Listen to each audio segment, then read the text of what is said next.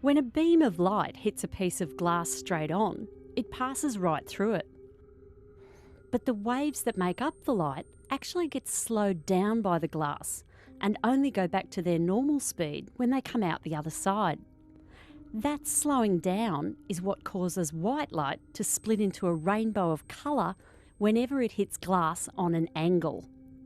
It happens because glass slows some colours of light more than others, and because slowing down on an angle makes light bend.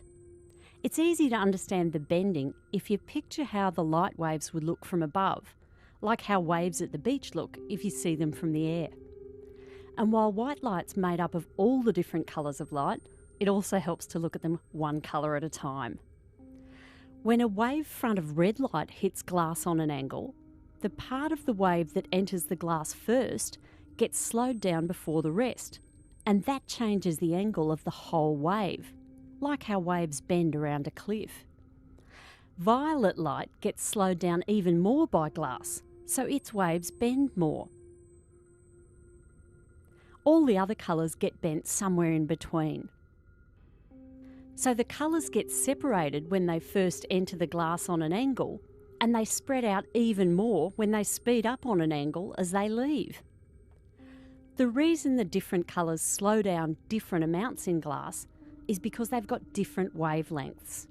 Red light has the longest wavelength, followed by orange, yellow, green, blue, indigo, and finally violet with the shortest wavelength.